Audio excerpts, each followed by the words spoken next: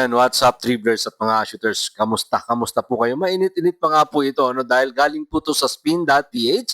Troy Rosario, papunta na nga ng Barangay Ginebra, San Miguel, at ang naging daan dyan ay eto pong si Scotty Thompson. Yan po yung ating pag-uusapan, tatalakayin sa video ito. Matapos po akong maglambing sa inyo ng isang like, share, comment down below, and don't forget to subscribe and hit that notification bell button para lagi po tayong updated sa ating pong mga video. At lahat po ng ating shoutout nasa dulong bahagi lang po ng bidyong ito. Troy Rosario nasa Barangay Ginebra, San Miguel na. Pero question mark pa po yan ha.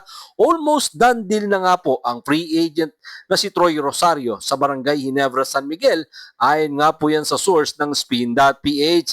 At nakikipag-ugnayan na nga po si Troy Rosario sa Barangay Ginebra, San Miguel. At ang kanya pong kausap dyan ay etong si Barangay Ginebra, San Miguel superstar Scotty Thompson. Matapos nga pong matalo ng Barangay Ginebra, San Miguel sa dating kupunan ni Troy Rosario na token text tropang Giga. Kaya naman napakasigasig ng Barangay Ginebra, San Miguel. Napalakasin ang kanilang lineup matapos nga pong mawala sa kanila si Christian Stan Hardinger at nagtamo pa ng injury etong kanilang big man na si Isaac Go. Kung makakasama nga po ng Barangay Ginebra, San Miguel ang 6'7" na si Troy Rosario ay malaking ginhawa po ito kay Chapet Aguilar. Narito po ang ulat ni Snow Badwa sa spin.ph. Nag-uusap sina Scotty Thompson at Troy Rosario. Magkaibigan yung mga yon kasi.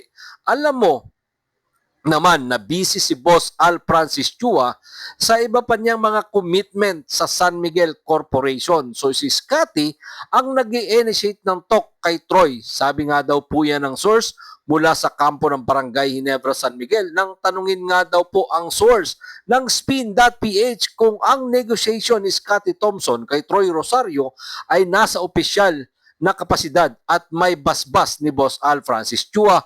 Ang iba pa or sa mga iba pa pong boss ng San Miguel Corporation. Tanong ng spin.ph mula po sa source ng Barangay Ginebra, San Miguel Camp. Narito po ang tugon ng source from Barangay Ginebra, San Miguel Camp. Hindi ko alam, pero syempre may weight naman si Scotty Thompson sa Barangay Ginebra kasi star siya doon. Saka close din naman siya sa management and wala namang masama sa ginagawa niya at hindi naman major jeopardize ang team. Sa ngayon, meron nga po umanong standing offer itong si Troy Rosario na 1.2 million every month. Kasama pa po dyan ng mga bonus at iba pang perks mula naman sa team ng Converge Fiber Xers. At ang kanya pong dating kupunan na Blackwater Bossing ay meron ding offer na 950,000 sa loob nga po yan ng 5 taon. Every month po yun yung 950,000 sa loob po ng 5 taong kontrata. May mga offers din ito pong Cagayan native mula sa Korea Basketball League at Japan P-League. At tinanggihan naman nga po ni Troy Rosario ang offer ng dati niyang kupunan na token text tropang Giga na 750,000 pesos. At sinabi din nga po ng source ng spin.ph na inaasahan mag-a-announce si Troy Rosario bago mag-weekend. So Webes po ngayon, malamang bukas, so bago mag-weekend or mamayang gabi.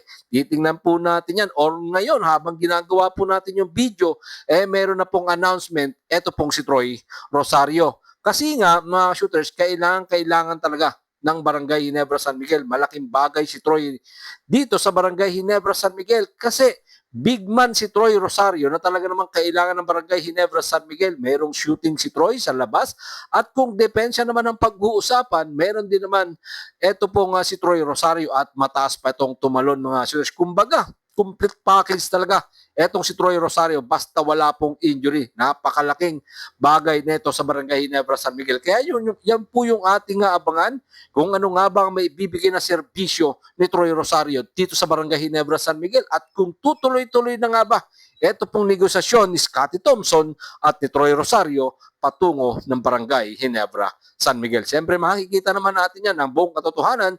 Muli po nating iuulat yan kapag may nilabas ulit ang spin.ph. Maraming salamat po sa inyong panonood. Ano man po ang inyong maging opinion.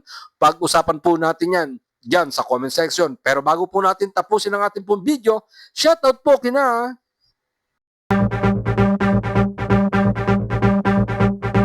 Up and down, round and round, up and down, round and round, up and down.